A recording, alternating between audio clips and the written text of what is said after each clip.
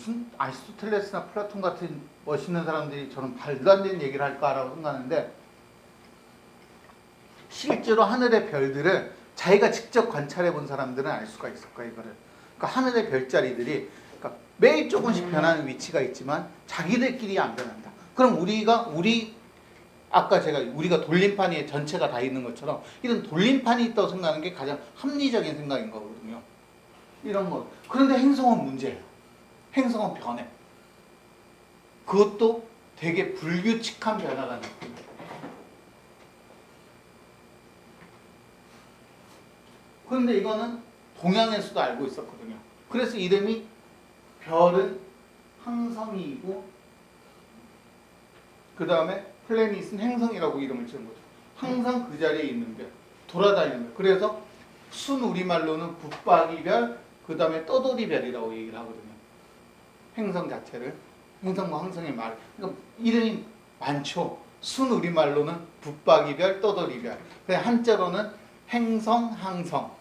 그 다음에 이제 사실은 별이라고 얘기하는 거는 지금의 천문학적인 용어로는 항성을 가리키지만 이전에는 그냥 하늘에 떠 있는 건 다 별이었으니까 이 전체를 뭉뚱그려 사실은 별이라고 얘기를 했던 거겠죠. 자, 어쨌건 이런 식으로 이제 아리스토텔레스나 이제 플라톤 정도까지 내려오게 되면은 어떻게 되냐면 얘네들이 지금 이 하늘이라는 거는 이렇게 항상 일정한 주기로 돌고 있는 거, 행성만 좀 문제가 되는 거지, 이런 정도로 생각할 수 있었죠. 그래서 플라톤도 당연히 천상계는 뭐라고 생각했냐면 항상성을 가지고 있다고 생각했어요. 더군다나 그래서 이데아에 가장 가까운 현상세계다라고 했는데, 그럼 어떻게 해서 천상계는 가장 이데아에 가까울까를 고민을 했겠죠. 그래서 뭐라고 했냐면은 여긴 안 써있는데 천상계를 구성하는 진료가 불 하나로만 있었기 때문이다라고 얘기를 해요. 그래서 이제 요게 조금 틀리는데, 플라톤하고 이제 나오는 아리스토텔레스가 가지는 우주에 대한 생각 중에 아주 작은 차이 중에 하나인데, 플라톤은 천상계를 구성한 진료를 불이라고 생각했어요.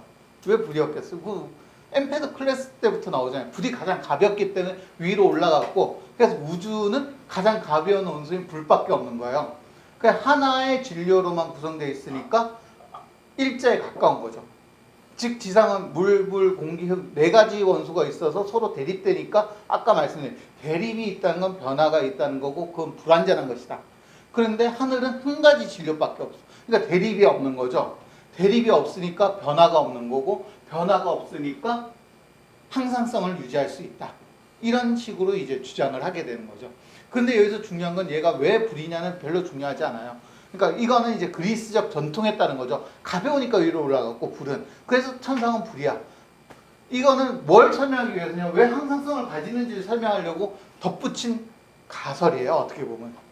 그러니까 플라톤 나름대로 하이포테시스인 건데, 플라톤을 이해할 때 하늘이 불로 돼 있다, 왜 불이라고 생각했을까는 별로 중요하지 않다는 얘기죠. 그저 우리는 항상성을 어떻게 얘는 설명하려고 했을까 정도로만 이해를 하면 되는 건데, 그리고 두 번째로 중요한 게 원. 왜 원이 중요하냐면은 움직임이 없으면 제일 좋겠는데, 세상이. 왜냐면 이데아에 가장 가까운 건 움직임이 없는 거니까. 그런데 기왕에 움직일 거면은 어떻게 움직이냐면요, 일정한 주기를 가지고 변화 없이 영원히 움직일 수 있어야 된다는 거죠. 자, 이 조건을 생각해 보면은 일정한 주기인데, 이 일정한 주기는 사실 가장 덜 중요한 거고, 중요한 게 변화 없이. 무엇의 변화가 없어야 될까요? 움직임의 변화의 변화가 없어요. 미분인 거죠, 이거는. 그러니까 수학적으로 얘기하면 미분인데, 그러니까 움직이는 움직임인데, 그 움직임 자체가 빨라졌다, 늦어졌다, 빨라졌다, 늦어졌다 이러지 않고 항상 일정하게 움직여라. 등속 운동을 해야 되는 거죠. 자, 그래서 속도 개념이 생겨나는 거예요. 근데 이 속도 개념은 움직임이라는 거리의 변화의 미분 개념이 되는 거잖아요. 근데 이 미분이라고 생각하지는 않았고, 어쨌건 움직임의 변화율이 변화가 없어요. 즉 움직임, 이걸 수학적으로 얘기하자면 움직임의 변화율이 0이 돼야 되는 거다라는 얘기죠. 그리고 두 번째로는 영원히 돼야 돼요. 그런데 직선 운동은 영원히 갈 수가 없어요. 왜냐면 가다 보면 언젠가 끝이 나겠죠. 공간의 한계 때문에. 그 다음에 이렇게 불규칙하게 움직이는 건 더 안 되겠죠. 포물선이나 이렇게. 자, 그래서 나온 개념이 원운동이 되는 겁니다. 그래서 애초에 등속 운동은 원운동으로부터 시작을 해요. 자, 포물선 운동을 하려면은 등속 운동을 할 수가 없어요. 왜 원운동이냐? 포물선이 타원 운동을 하게 되면은 등속 운동을 할 수가 없어요. 이거는 그러니까 우리가 수학적으로 증명을 할 수가 있지만은 그냥 경험을 해보면 돼요. 이 끈에다가 실을 매달고 돌리면 보통 원운동을 하게 되는데 이거를 속도를 조금씩 변화시켜서 돌리잖아요. 그럼 얘가 원으로 안 돌고 타원으로 돌아요. 근데 이거는 되게 쉽게 할 수 있거든요. 돌멩이를 끈에다 매달아서 이걸 돌려봐요. 그럼 돌릴 때 이걸 항상 일정한 힘을 주면 원운동을 해. 근데 이걸 천천히 돌렸다 빨리 돌렸다 천천히 돌렸다 빨리 돌렸다 하면은 지가 궤도가 일그러져요. 근데 이건 우리만 그렇게 했겠어요? 옛날 사람들도 다 원운동 시켜봤겠지. 돌멩이 던지면서. 그러다 보니까 일정한 속도로 도는 건 원밖에 없구나라는 걸 우리가 다들 알 수 있는 거예요. 그래서 등속 원운동이 돼야 되는 거죠. 이왕 할 운동이면은 가장 이데아에 가까운 운동을 해라 라고 하는 거고, 근데 그게 뭐냐면은 하늘의 운동이다 라고 얘기해요. 그래서 가장 유명한 말이 나와요. 플라톤이 한 말들이 여러 가지 유명한 말이 많은데 가장 유명한 말 중에 하나가 원으로 현상을 구제해라 라는 얘기를 합니다. 예.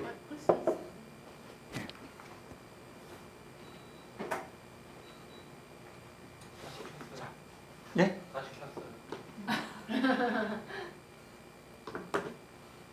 원으로 현상을 구제한다는 건 무슨 얘기냐면은, 그러니까 아까 얘기했던 행성에 대한 나머지는 다 원운동을 해요. 그러니까 이거는 원운동을 한다는 게 주의할 게 해와 달과 별이 원운동을 하는 게 아니에요. 아까 제가 설명할 때 우리는 돌림판이 있다고 했잖아요. 마찬가지로 하늘에 떠 있는 해와 달과 별은 다 돌림판 위에 있는 거예요. 어떤 돌림판이냐면 천구라고 하는 돌림판이 있는 거예요. 그 천구 자체가 도니까 거기에 매달려 있는 놈도 같이 도는 거거든요.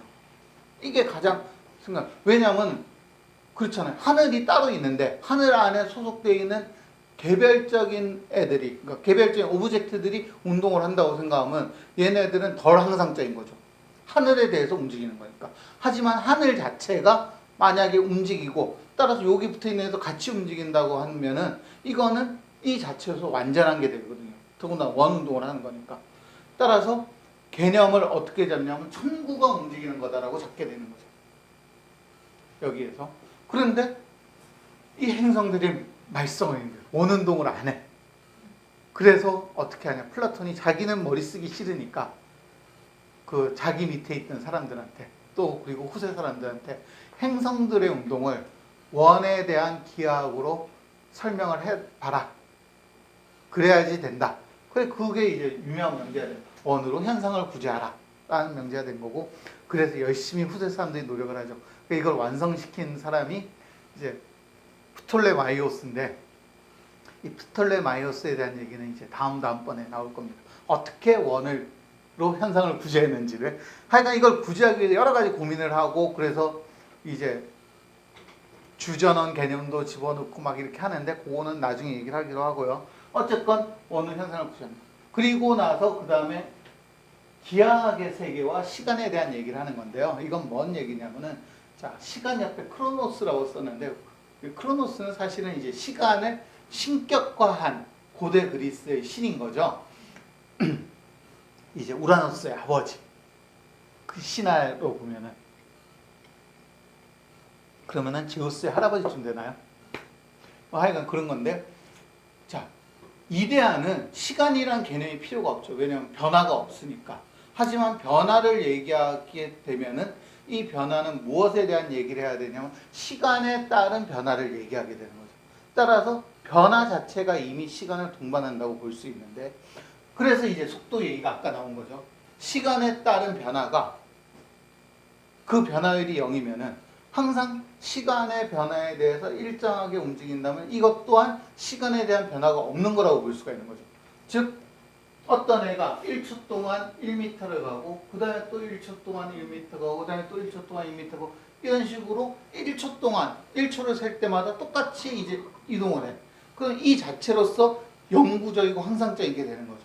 이런 식으로 시간에 대한 일상성, 항상성을 유지하는 것이 우주다 라고 얘기를 하고, 하지만 이런 시간에 따른 항상성을 유지하지 못하는 게 지상계다 이런 얘기를 하는 게 이제 플라톤의 우주론과 지상론 이렇게 얘기를 할 수 있겠습니다. 그리고 이제 기하학의 세계인데, 플라톤의 기하학은 이제 우주에서도 나타나긴 하지만은 지상에서 좀 더 극명하게 나타나기 때문에 지상을 얘기할 때 다시 얘기를 할게요. 근데 이 기하학에 대해서 이제 어떤 생각이냐면은, 일단 플라톤 자체가 그런 생각들을 많이 해요. 그러니까 이제 항상 이데아를 모사해야 되는 건데, 가장 이데아적인 게 사실 수학인 거죠. 그러니까 현실적으로 사람이 1명, 2명, 3명, 4명, 5명 있는 거랑 사과가 하나, 둘, 셋, 넷, 5개 있는 거랑 5이라는 숫자는 똑같은데 사람 5명과 사과 5에서 어떻게 5라는 걸 끄집어낼까? 이거는 5라고 하는 이데아가 있는 건데, 이런 순수한 개념이 머릿속에 가장 먼저 나오는 게 수학에서의 대수의 개념과 기하학에서의 도형의 개념인 거거든요. 그러니까 오각형이 있는데 현실의 오각형은 완벽하지 못해요. 고대 그리스의 대수학에서 보면 기하학에서도 선은 뭐가 없는 건 두께가 없는 거거든요. 점은 길이가 없는 거고 면은 이제 부피가 없는 거고. 그런데 현실에서는 그렇지 않다 이거죠. 근데 이데아로 가면 다 그럴 거다. 이런 얘기들을 하면서 기하학과 이런 대수야말로 가장 이데아적인 것들이다라는 얘기들을 많이 합니다. 그래서 이제 하는데, 좀 더 재밌는 게, 그래서 이제 우주에 대한 얘기를 하자면은 우주에 대해 조금만 더 얘기를 할게요. 뭔 얘기를 하냐면은, 아까 이제 이데아를 모사해서 만들었는데 이제 제 하나의 진료인 불만 가지고 만들었기 때문에 그나마 이데아에 가장 가깝다라고 했잖아요. 하지만 현실의 진료는 항상 불완전하기 때문에 불이라는 것 자체 또한 이제 뭐가 있냐면 이 불완전성을 가지고 있는 거예요. 그래서 이제 기묘한 결합이 되는 거죠. 플라톤에 있어서도 현실 세계는 항상 이데아를 지향하지만은 이데아로 가지 못하는 조건은 진료 자체의 불완전성 때문에 있는